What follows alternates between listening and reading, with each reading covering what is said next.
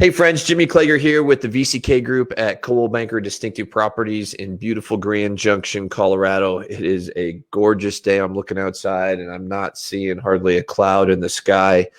It's just a beautiful day outside. Today, we're going to interview a very special lady. Her name is Wendy Hoffman, and she is the director for it's called Operation ReVamp. And a lot of people know Operation ReVamp as the Veterans Art Center. And as I've done the research, the Veterans Art Center, the Operation ReVamp, is more than just the art center. There are so many aspects of this that I want to share with you. And considering we just had Memorial Day here on Monday, I wanted to bring Wendy on and have her talk about this nonprofit called Operation ReVamp. So, Wendy, welcome. We appreciate you coming on and telling us about Operation ReVamp. And I'm going to open up with the first question and ask you, who is Operation ReVamp? Okay, well, thanks for having me here, Jimmy. Yeah. And Operation ReVamp is a very broad spread veterans organization that we're basically focused on the hidden wounds and mental health aspect and everything else. But we provide services, funding. We provide the Veterans Art Center, of course, which is our main project. And that's all about healing and the camaraderie and just helping veterans and families of veterans through the whole recovery process and to have healthy lives. Right. Okay. I'm going to read something. This comes straight from your website. And it says, we do not offer art therapy, nor are we offering a replacement for any current therapy. We do offer the complementary opportunity to explore art and its effectiveness in recovery. And so you want to say that there are no requirements to participate in our programs other than a desire to participate. Now, having been down there, and anybody who hasn't been in the Art Center, there is so much going on in the Art Center. So tell us about that. Tell us about the opportunities that are down there. And we'll just talk Art Center before we go into some of the other things that the Operation ReVamp does. Okay, in the Art Center, well, it's kind of like Michael's on steroids, and we have just about all of the art supplies, arts and crafts supplies for almost anything you can think of. I mean, we have the glass studio, we have everything for doing stained glass, for doing slump glass, we've got the ceramic studio and everything for doing that, pottery wheels, kilns, and the whole works. We have a wood shop, we've got painting, and I mean, even down to, I mentioned soap making supplies, and we've got all the materials and equipment and everything for that, for small metal casting. We're not, metal is one of about the only ones we are big on down there. And I mean, a lot of it's because of the space, but we do have everything for small metal casting and for epoxy and resin. And then there's the handicrafts, which all the needlepoint and the fiber arts and everything. So just about anything anybody wants to get into, whether it's a hobby, a craft, it's just doing something with your hands and being healthy and working on something. And then there is the fine arts, the painting and everything like that. So So tell me, because this goes back to your comment of it's an opportunity to explore art and its effectiveness in recovery. So share a little bit more about that and how the art has allowed recovery of some folks. Okay, art is I mean, it's got a very cathartic effect because there's all kinds of studies out there. I'll just mention that first, that there are studies out there that it decreases the stress hormones, it increases your feeling good hormones and everything else. And even just 15 minutes of sitting and doing some type of artwork that can actually balance those chemicals in your brain and give you a good feeling. So this is what we're after, is where people can come in, and it's an opportunity to escape and everything else. So we want people to just come in and experience it, whether they want to just sit and pick up a crayon and color in a coloring book, or whether they want to really get in there and get making clay or doing something big, but just to experience that healing. And so if let's say I have never done clay before, are there people that can help me get started? There are. It's I mean, I've got my BFA and everything else, and almost all of the media there that I am experienced with. And we have other volunteers around too. That we've got a painter that's there all the time, and woodworking. We've got somebody in the shop that can help out if you want to go in and learn how to use the woodworking tool. And we use YouTube a lot, and a lot of things they want to get into. It's like we'll just pull it up, something up on YouTube where they can watch it and kind of just give them that idea, like, oh, I can go try this. Yeah, let's figure it out, and there's a support base there to help you. Correct. Good.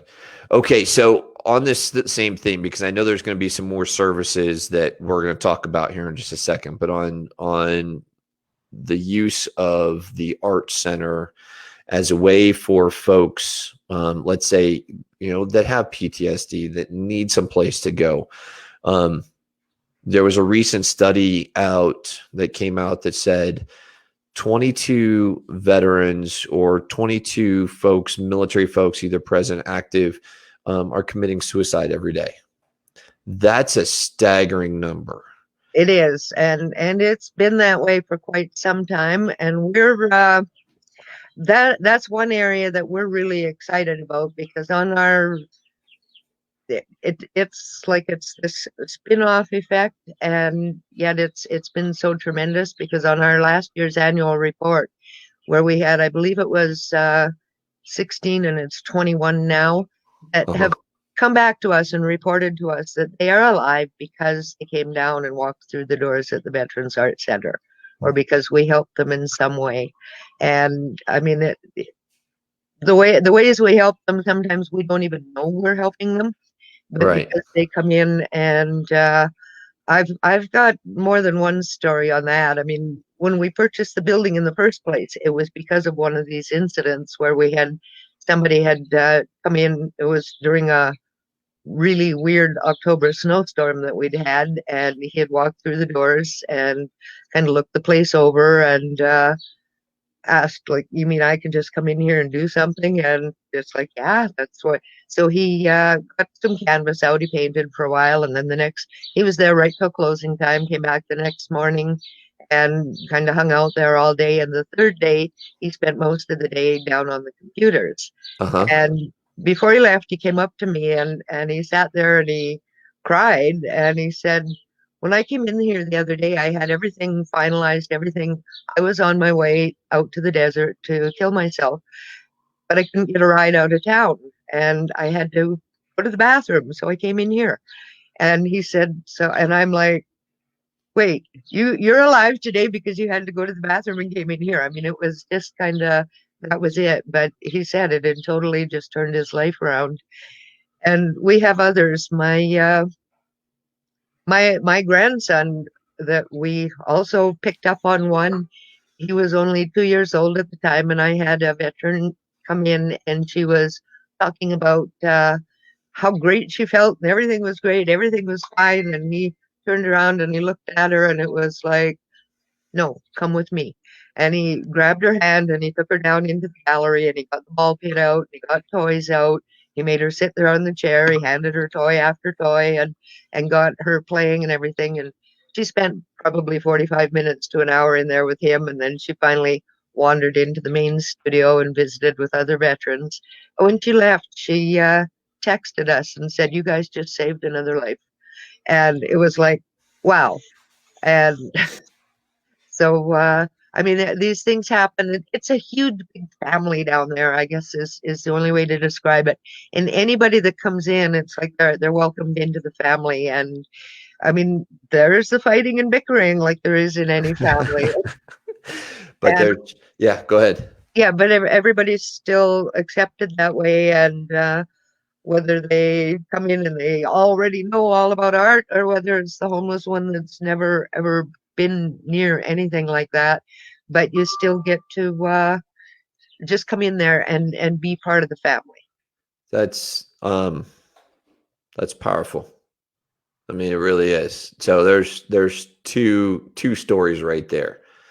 I'm kind of pausing for a minute because I'm trying to, I'm just trying to process that, even as a veteran, that the opportunity for somebody to come in and is, judgment free. They can come in and there's an opportunity for them just to be loved on and taken care of inside, at the Veterans Arts Center. It's interesting on that judgment free, because I mean we have them all degrees of mental health and everything that come in. We've had them come in and they're maybe talking to themselves and acting really weird, and somebody will say something to somebody else, and the comment is always, "Yeah, but he's a veteran," or Yeah. "Yeah, but she's a veteran," and it's like, so it doesn't matter. Yeah. It's like they're veterans, so they don't have to have a certain way to act, or they don't, if they're having some Right. kind of mental health crisis at the moment or something, it's like, okay, but you still treat them the same because they're a veteran. Everybody's the same. That's powerful. And, in that piece, you're also connected to the Military One Source building. You're connected to the veterans, to the VA. There's you guys can reach out. You know who to talk to get help if they need help. Yeah, we have all the other resources, and we've got a lot of times we will send them to someone. And I mean, if we have to, I have taken them down to the VA and taken them into the ER and everything to have somebody to talk to, and Right. as with several of the other volunteers. And so we work with the VA, and we work on both ways, where they're bringing people over to get involved with our programs a lot, and with the One Source Center, where we work a lot with them and referring people over there, and they also refer them back to us. That's great. So let's kind of keep going on this piece about the additional resources that you have there. It's not just art. It's not just the Veterans Arts Center, but there are more opportunities for veterans that you guys provide. Yeah, the organization does work, and as you mentioned, on a lot of other programs than just the Veterans Arts Center. That is our main program, and it's also, I mean, our access point and contact point. And but we have funding. We do help with homelessness. We help with the other organizations that are, and the VA, whether it's getting somebody into housing and helping them out with the security deposit, or veterans to get an emergency eviction notices or anything. And so we have programs like that where we do help out in emergency situations. And we also have the internet and fax. We can help them with even with Mesa County Workforce Center, where we do, we, well, our Mesa County veteran service officer too. We work close with him, and getting them, whether they're coming in to do resumes or getting their paperwork in order that they need to be able to go and do some of these things or get into other programs. And I mean, it's like a widespread on the different areas that we do help with, both with funding, and even if it's just a $25 food card or something that somebody's really needs in a hurry. And so we provide a lot of things like that as well. That's awesome. I appreciate that from, as a veteran, I truly appreciate that. So thank you. You wanted me just to make sure that everybody knows that this is a nonprofit, that you are all volunteers down there. We are all volunteers. We have So tell us a little bit more about that. Well, I guess I'm the 24/7 volunteer, but Right. I had started it. But we have probably about 5 full-time volunteers. I mean, they're in every morning and open up, and they close up when we leave. We do provide transportation, so we have a few volunteers that are our drivers, because we have the Suburban, and we're able to help veterans with transportation if they call and need a ride. We've got Dave, who works on the pretty much answering the phone and answering the door or meeting people when they come in and helping out that way. So then we have all of our other volunteers that jump in with, whether it's to come in and we're doing a deep cleaning down there right now, whether it's to come in and help out with that, or whether it's at our fundraisers or any of our other events. So I have a volunteer that's making masks to bring down there right now. And so we have a large group, but I mean, there's about 5 full-time volunteers that are there every day. Great. If folks want to support, if people want to help out, you've got the website there, www.operationrevamp.org. Is that the best place to go? That is, and we've got forums on there, and it pretty much links through to all of our other resources. I mean, we've got the Facebook page and a Facebook group and all of that, but all of the links are on the main page, and they can go in, they can subscribe to the newsletter there, they can apply for veterans assistance. And one thing we didn't cover was we also have the alternative healing arts. So we've got yoga, tai chi, acupuncture, body talk, and we provide a lot of those services too for veterans. So they are slowly getting back up and running here. So it's exciting to see that program going again. So you guys frankly almost do it all. I mean, you guys are just kind of a one-stop shop for the veterans. If they need help, just go down to the Veterans Arts Center. They are. And I mean, a lot of time now we're very grateful with the One Source Center is open, because now with a lot of them, we can send them over there. Whereas before we used to have to pick 5 or 6 different places to send them to. And so that makes it easier, where a lot of times we can just load them up in the Suburban and run them over there. So that's great. They can access those resources. And last week we interviewed Brian Oney over there, and they've just got an amazing program happening over there. So it's great to see the community all working together to support our veterans, and that's what's so I guess it's comforting, I guess. It is, and from my perspective, it's very rewarding, because I see these little success stories, and I see things happen, and I see people recover or heal, and so to me, it's like it's very rewarding just knowing that our programs are working and that they are helping. Good. Well, hey, Wendy, I appreciate you. I appreciate you coming on. I appreciate sharing about the Veterans Arts Center. You guys are doing amazing things, and I hope so many people watch this interview and realize that it is a special place, and it's not just art, but it's more than art. And you guys are doing so much for the veteran community. So thank you very much. I'll let you give I'll let you have the last word here. Okay, I'm just we are closed right now, so I'm hoping we get opened again very soon. But I am working from home and still doing a lot of the programs and everything else, and giving out art supplies. We've had to kind of change that program a little, and rather than have them come in and work on art because we're closed. So I've been giving out art supplies and having them delivered to people's homes and everything else. So it's just, as I said, it's very rewarding, and all of the veterans and the families, I mean, to me, I feel like they deserve it, and they've earned it. Good. Appreciate you. Thank you so much, folks. Thanks for watching. Please share this. Please pass this on to your friends.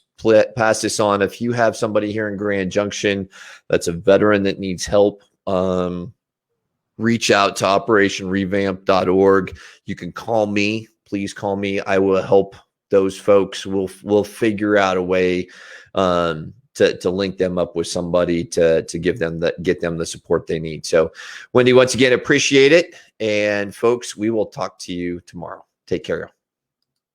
Thanks for having me.